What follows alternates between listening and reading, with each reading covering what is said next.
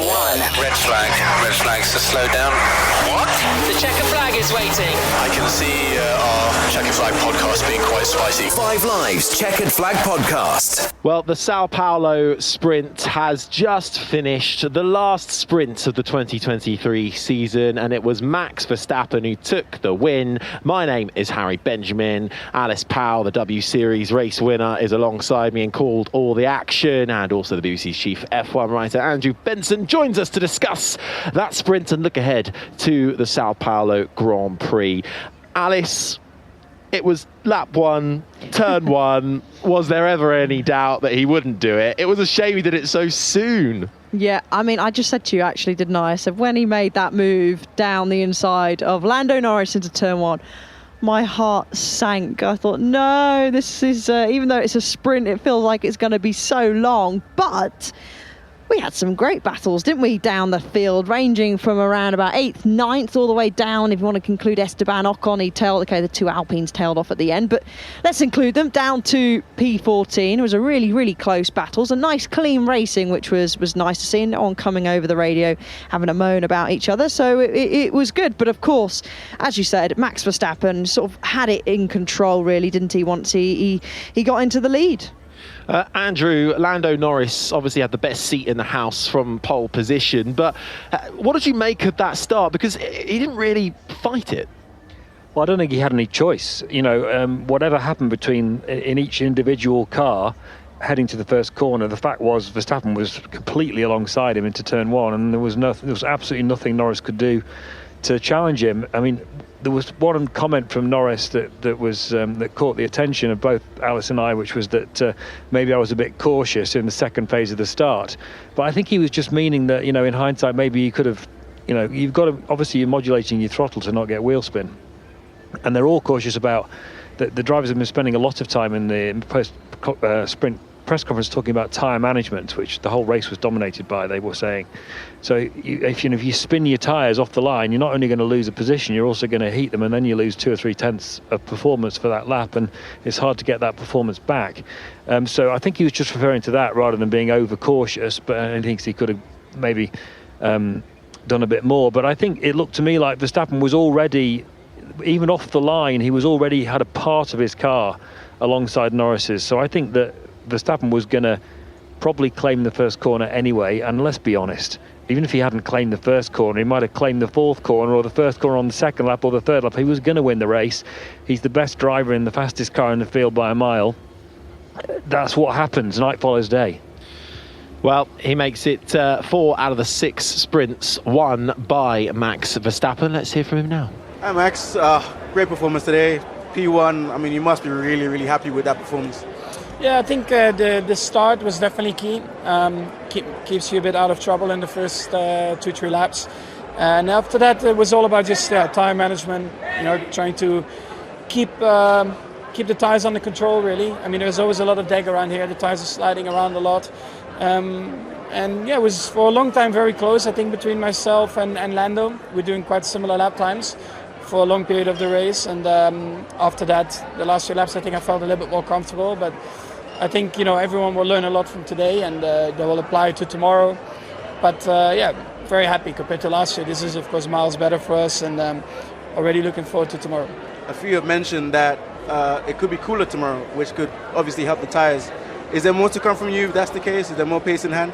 It's always difficult to tell. You know, also tomorrow with the higher fuel loads from the start, cooler track temp. I still think it's going to be a lot of tire management involved, but let's see. Maybe for other teams it works better. I have no clue from my side. Verstappen then, the final sprint race winner of the season. Lando Norris, though, Alice, did come back to claim P2 because it wasn't a good opening lap for Norris, really. He himself said he got caught napping by Russell in the first lap and fell behind him. He did, though, manage to get back up in front, but it just seemed like the race as a whole was a bit of a race of tyre management. Yes, it was, and as Andrew touched on in the press conference, they were all talking about that tyre management, which will obviously play a big role in the race tomorrow. But yeah, Lando, and I said during the coverage of the sprint race, he sort of gets the job done, but then it's just that final part, like the start, he then makes life sort of difficult for himself. So he's done the really hard part of qualifying on sprint pole. Getting it off the line, that's a totally different task in itself, and a very tricky one, of course. It just didn't quite manage to do it when he needed to do it, but then he drove a great race to come back through, got nearly within DRS range, within 1 second of Max Verstappen, but then obviously Max turned it up when his engineer said, come on, you need to up your speed in the high speed corners, and then of course Norris just fell off a cliff really with the tyre degradation. So yeah, Norris should still be fairly pleased, but of course, you know, he's a racing driver, so he didn't win and he didn't get off the line first, so he will be disappointed. But as a whole, where McLaren are compared to the rest of the field, it's a positive for him.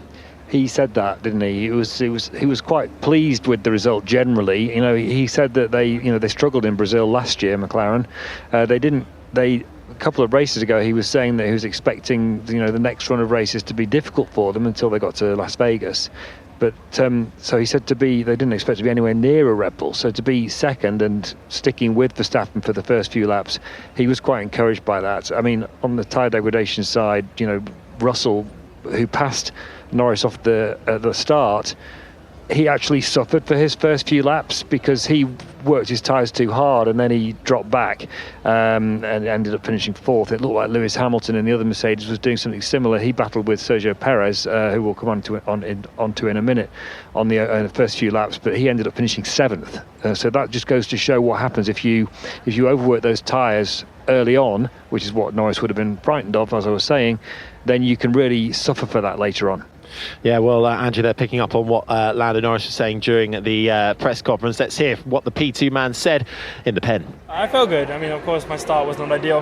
The launch was good, but the drive out was not so good. So I lost out. I lost out as well to George, but the pace was good from then on, you know. And I thought that I could maybe get up to Max.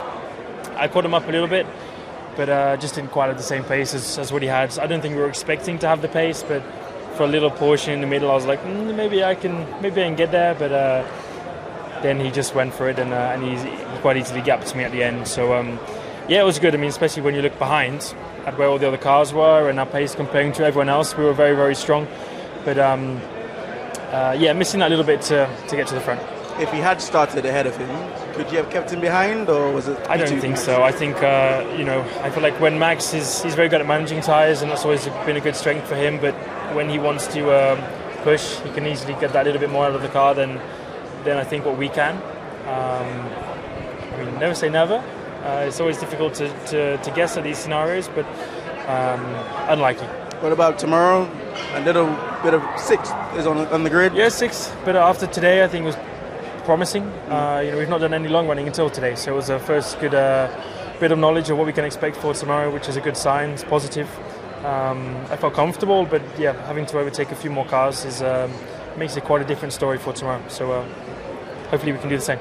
So Lando Norris then finishing the sprint in P2, does bag 7 points, so moves in on the fight that is developing quite nicely for fourth in the driver's standings, along with himself and the two Spaniards of Sainz and Alonso. Leclerc also well and truly in that one as well. So some good points bagged for Lando Norris.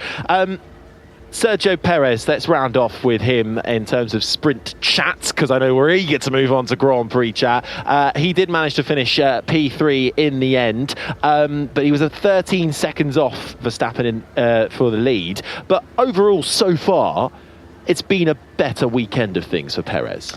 Yeah, it certainly has. He didn't get the best of starts. Lando got a bad start. I think Perez got an even worse start. Russell got down the inside of him going into turn one, and then he must have sort of forgot that it was lap one and he was racing wheel to wheel as Hamilton swooped round the outside of turn four. I thought he looked a little bit cautious when he was racing wheel to wheel, you know, amongst people, those that I have just named mainly. That's expected after his dramas that he had at Mexico, where he made that horrendous error which ended his Grand Prix at turn one. So yeah, he had a better, he come back through, but again, he's still 13 seconds off Max Verstappen over a 24 lap race, and they're doing lap times of what sort of 114s, 115s. Well, it is still, though, Andrew, his first top 3 finish in any kind of format since Monza. So that gives him confidence, do you think, for the Grand Prix? I mean, that's more of an indictment than a confidence builder, isn't it, frankly? And the best car in the field that he's not finished in the top 3 since the Italian Grand Prix. I mean, come on, that's exactly why he's under pressure. And he's got another difficult race ahead of him tomorrow. He's starting the Grand Prix down in 9th. That's not his fault, actually, to be fair to him. He was in unlucky track position in qualifying on that one lap that they all got in before. Night came during day, actually, in qualifying, and got caught behind Oscar Piastri, spinning his McLaren at the final corner onto the pit straight. But he's still got some repair work to be doing, I think, Sergio Perez, and I agree with Alice. You can understand if he was a bit cautious, because the last thing he could afford today was another crash racing wheel to wheel with a car. And if you misjudge anything, especially Russell and Hamilton don't have a huge amount to lose, although Hamilton is trying to beat Perez to 3rd place in the championship. He needed to play safe today, and he did the job. You know, he's got the result. The best result we could have expected, really. Yeah, and that was coming home in 3rd for the sprint. Let's hear what Checo had to say. Well, considering how bad our start was, I don't think there was more in it, unfortunately. Losing those 2 positions to the Mercedes meant that we had to push really hard on the tires to get them back, and unfortunately that just killed our race, killed the race too, and that meant that we had very painful afternoon. How difficult were those tires to manage? A few drivers had mentioned that it went off after the lap 1. How was it for you? Yeah, it was really difficult to manage them today. So I do expect quite a hard race tomorrow, so it will be an interesting one. As you mentioned, the harder race tomorrow, you start from further down the grid. How are you feeling about it? Are you confident, especially with the pace you showed today? Yeah, I think there is a lot of learning we will take from today and see what we are able to do tomorrow. Sergio Perez speaking then after his 3rd place finish in the sprint, but it was Verstappen who claimed the sprint victory ahead of Lando Norris, and Perez then rounding out the top 3. We're going to take a short break. Join us after that, where we'll look forward to what's to come for the Grand Prix. Welcome back to the Chequered Flag podcast. The Sao Paulo sprint, the last of the year, is now done and dusted, and we now look forward to what's to come for the Sao Paulo Grand Prix, which Max Verstappen will be starting on pole position. Alongside him will be Charles Leclerc. But I suppose, Alice, we kind of have to go back a little bit further, even before Sprint Saturday, to that qualifying session on Friday for the Grand Prix. It was all ramping up in a crescendo at the end for Q3, and the fight for pole, Lando Norris looking really capable of stealing it away from the other drivers, particularly Verstappen as well. But to quote race direction, a sudden change in climactic conditions, and everybody, bar Verstappen and Leclerc, managed to get decent competitive lap times in. I mean, yeah, well, the race director's putting it mildly, isn't it? Alonso came over the radio and said, it's night, and it did. From the pictures that we were seeing, it was definitely, the darkness came down on the circuit, and the drivers all said, this is bizarre. Like, they felt like they had no grip. Max Verstappen did a great job of forcing his way through to get out first and to have the clear track ahead of him, because he knew the rain was coming. And he even came over the radio and said to his engineer, that lap felt horrible. And his engineer sort of reassured him and said, don't worry, you're not the only one that said that. It got very, very gusty, which I think played a part. And then eventually there was a bit of moisture in the air, and we saw Piastri, didn't we, spin off down at turn 12, which actually is what ruined Sergio Perez's qualifying session, because he had to slow down for the yellow flag, so didn't get his lap in. Then the heavens opened, so we didn't actually really get a second part of qualifying, because the rain was, absolutely ridiculous. There was the grandstands were ripping, well, the top of them were ripping off with the sheets flying everywhere. So luckily everyone got home safely. But yeah, that put an end to the qualifying session. And that actually did help. In theory, you could say, the likes of Lance Stroll, who's sitting there in P3 for the Grand Prix, and Fernando Alonso as well. It certainly does. The 2 Aston Martins, going from the second row in the grid, but on the grid. But Andrew, obviously Verstappen Again, best seat in the house. I always try and find the optimism in these things, but why are you bothering? He's going to win the race. Unless he crashes on his own or the car blows up or something breaks, he's going to win. That's the end. Let's talk about everybody else. So, where's Norris going to finish? Second. How quickly can he come up through the ranks? Second? Well, he could. I think he could. I mean, he's got a long way to go, hasn't he? Actually, I think that he starts 6th. I think if we just ignore the winner, leader, whatever, poleman, however you want to describe it. Verstappen. Yeah. There's real promise in this race, I think. You've got... so the Aston Martin's on the second row. Fernando Alonso looked like he had real pace today in the sprint, coming through from 15th. He didn't quite make it past Oscar Piastri in the end for 10th, but he was quick in that queue of cars that was lining up behind Lewis Hamilton after about 5 or 6 laps. So, and he was saying on Thursday, you know, if you start in the lead pack, often you can run with them. It's when you start further back that it's harder. So he might be, I think he's going to be tough for other people to beat. Then you've got the Mercedes drivers. Now, they were struggling with tyre management today, but maybe the soft tyre won't be used in the race, so we don't know how they're going to run on the medium and the hard. Normally, they're good on tyre management in the race. Then you've got Norris coming through. So you haven't got the Mercedes drivers. Only one Mercedes driver, sorry, because Russell qualified ahead of Norris, but he's got a 2-place grid penalty. So Norris starts 6th. So from 6th, I think he should be able to, given the pace he's shown today and through the weekend, I don't see any reason why he can't take the fight to Leclerc, Hamilton and Alonso in front of him. So I think that little scrap could be really interesting.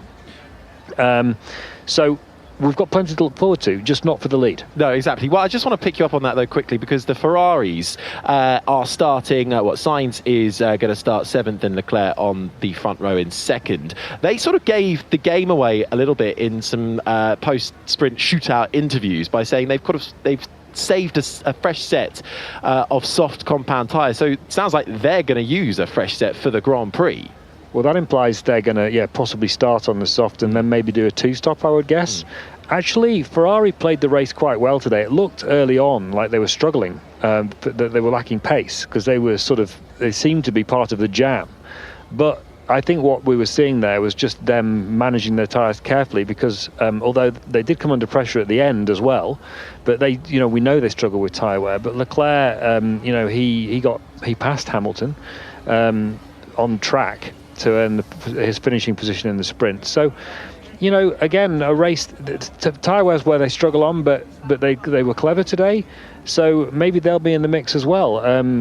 Leclerc will be looking to stay on the podium, but being nervous about whether he's capable of doing it because of his tyre degradation. Well, we shall wait and see how that one pans out. But let's just run you through the top 10 and how the grid will look. Verstappen, Leclerc, Stroll, the top 3. Alonso, Hamilton, the top 5. Norris, Sainz, Russell, Perez and Piastri is the top 10 on the grid. But Alice, one of the great fights that we were watching in the sprint, which we may well get a replica of in the Grand Prix, was that midfield tussle, which actually did involve the 2 Ferraris, but we also had the 2 AlphaTauris in there as well. The Alonso and Stroll and the Aston Martin were getting involved for those final points paying positions in the sprint. But in the end, Andrew mentioned Charles Leclerc getting through on Lewis Hamilton on track. So did Yuki Tsunoda in a much improved AlphaTauri, going well around here. He finished in 6th. So is Tsunoda the man now in Red Bull next year? Oh, you're trying to throw their questions out. Who knows? I mean, no, unless Perez has an absolute disaster and they think, no, maybe not Danny Rick or anybody else. You could pick anybody out of a hat. Let's put you in the seat. Why not? See how you fare if up I against... can squeeze, I'm in. Against Max. But they both of those drivers have done a good job. They had good pace today, as you said, coming through the field. Danny Rick can be included in that. But touching back to what Andrew said about those battles, excluding the first place driver, we've got some great battles going on, and we got a taste of that in the sprint race today, and it was nice, clean racing, which was really, really good to see. No one coming on the radio having a moan about this person or a moan about that person, which is also nice to hear as well. Do you think the DRS effect was just right or not quite enough? Because I actually thought It was fairly good. You've got the DRS run down the main straight, and then again you've got it out of turn 2 into 3 and on the run down to turn 4. And to me, we've seen it at varying levels throughout Grand Prix this year. Sometimes it's too effective, sometimes it's not effective enough. But I think here, for the sprint, what we've seen, together with the tyre management and the general pace, it worked just nicely. It was in that sweet spot. Yeah, it does, and it actually has to make you think, or the drivers, should I say, think a little bit more of how they might pass a driver into turn 1, or how you might go by defending the position. And actually, it was Oscar Piastri, his move on the last lap, that I think it was him battling with Alonso, wasn't it? Alonso went down the inside. Oscar thought, well, I'm going to be braking late, so you've got to brake even later than me. Alonso thought, well, I'm going to give it a go, went down the inside, sailed past the corner, and actually Oscar managed to get just along or ahead of him on the DRS detection zone going into turn 2, which then meant that he had the DRS sort of run going down into turn 4. Luckily, he was aided by a driver in front that I think it was Ricardo, wasn't it, that was that helped him with that. But it does make you have to think a little bit, and I quite like having around this circuit, especially these back-to-back zones. I know some people have moaned about it in the past, saying, well, you just keep swapping positions, but that's what we like to see. We like to see a battle, and it certainly produced some close ones today. Any other outliers to watch out for, Andrew? I mean, if we look at the other McLaren, Oscar Piastri's had a bit of a nothing weekend so far. Do you think, compared to Lando Norris, just harking back to our conversation, he was the reason for the yellow flag in qualifying, spinning out due to the weather in turn 12 on the grass? He's had the pace, but he's just not quite been there with Norris. I think he's not quite. This weekend he's not been there with Norris quite on pace. There have been weekends recently where he absolutely has been. Where he struggled is not so much in qualifying generally, it's on time management in the races. He's still trying to get on top of that. So tomorrow could be a really good learning curve for him, because it's, as the top 3 in the press conference were saying, it's all about time management. They all sounded a little bit down, actually. They were just to cover off some other aspects of the weekend while we're talking about the end of the race today. They were talking about time management, which I don't think they particularly enjoy. And then people talked about, then they got onto the sprint format, and Verstappen was saying, I'm not interested in talking about any changes, just please don't, let's just have normal Grand Prix weekends. And Perez was talking about trying reverse grids in the sprint, and Norris was bemoaning the sort of what he calls the silliness of the minimum lap time rule and the sort of pit lane exit thing, and Verstappen had a real go at the FIA about that too. Both of them saying that the rule's not helpful in any way, and but they're not listened to. That's the other thing that Norris was saying about the sprint format changes. There's no point asking us. It's not us who make the decision. It's the team bosses and the FIA. Go and ask them. Well, I feel like I'm almost prodding a bear here about talking about sprints, because it is done and dusted now. But is it a sense of relief, Alice, that you have now the sprints are done? There is talk of tweaking the format, particularly around making it so that the teams can change the cars after before qualifying for part Fermé rules, and tweaking the formats like that. But to me, that's not as an issue for the teams, but for me that's not the biggest issue. It's actually just we're getting a bit of a precursor to the first stint of a Grand Prix more often than not, and that's boring. I mean, what I like about the sprint weekends is we haven't got 3 hours of free practice. It's better for us here commentating about it, but from a fan's point of view as well, we get to see more qualifying, a bit more drama, a bit more on-track action. Obviously, the sprint race was all right today. I thought it was good, excluding Max charging away up front, which is just sort of standard these days. There was excitement in that mid-pack. They don't have to pit for tyres, but I think there is a few more adjustments. I quite like the idea of reverse grid race, because you get that in the junior categories in F3 and F2, and it certainly makes for exciting racing. But I feel it just needs to add a little bit more sort of importance. Otherwise, what's the point of just having a random race where you get selective points for the top 8, when actually it can't really make much of a difference to the standings, especially at this stage. Yeah, there's a consensus has emerged in the paddock in the last couple of weeks, since Austin basically. The current sprint format's just not working in terms of the intent Formula One's wish for it. Formula One sort of got out ahead of this. They kind of knew this was coming this weekend. They sent out a load of stats to the media coming into this weekend in Brazil, basically showing that the audiences are made bigger by the sprint weekends, which is kind of inevitable in a way, because, as Alice says, the alternative is 3 practice sessions. So the sprint definitely is going to make people want to watch more on, not against qualifying perhaps, but sort of a qualifying session against the P2. Of course, you're going to want to watch qualifying, aren't you? A sprint qualifying session instead of P3. Of course, you're going to be more interested in watching a sprint qualifying session. But the sort of holistic belief is that the current format doesn't work. The only question now is, what changes are they going to bring in? Is it going to be single lap qualifying? Is it going to be reverse grids? Is it going to be partial reverse grids? Are they going to tweak the Parc Fermé rules? All that's going to be discussed by the bosses, FIA, Formula One, and the team bosses over the winter, and sooner or later we'll find out what those changes are going to be. But we've technically got almost a single lap qualifying, because Sprint Quali 3 is actually... Rolls off the tongue. Oh, yeah, they can change the name as well. It's essentially, it's a short session that they actually only end up doing 1 flying lap anyway. So, there needs to be something else that change there, and I'm sure they'll come up with something, and maybe 2 years down the line we'll be still sat here going, well, maybe they should try this or maybe they should try that. But I'm all up for reverse grid races. I'm with you. I've said it before. I think I said it on the preview show. I've said it in the practice sessions this weekend. Reverse grid race, championship order, top 8 still get points, but they go to a separate sprint standing, because the sprint, yes, I know it was introduced to get more people through the gates on a Saturday at circuits, but also, you think of the fans watching at home, and F1 is trying to still benefit off of this Drive to Survive effect that has introduced a whole new generation of fans, but that fan base is a younger generation who don't have time or don't really sit down and watch long Grand Prix or listen to long Grand Prix anymore. They might well be a whole new generation that only watch Saturday sprints and then want to do something in their own time on a Sunday. So that's why I think you've got to go full on entertainment, because essentially I know if you're going to take away from the sport, which it already does, you may as well go full gung-ho with it.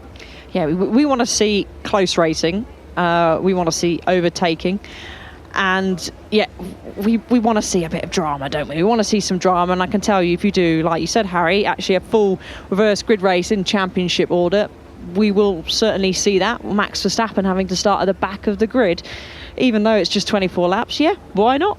It could have been Magnussen down the inside of Sargent into turn 1 in the sprint today, but it was not to be. Sargent in the lead. Hey, may well scramble a point for that Williams team if it were to be the case, but that is not such the case. Right, okay, we're pretty much out of time. My thanks to the BBC's chief F1 writer Andrew Benson, to W Series race winner Alice Powell. I've been Harry Benjamin, and we will have all of the Grand Prix action from Sao Paulo live on BBC 5 Live Sports Extra from 4:45 on Sunday, where Max Verstappen starts on pole position alongside Charles Leclerc. Verstappen looking for his 17th win of the season. Join us for it. This has been an IMG production for BBC Radio 5 Live.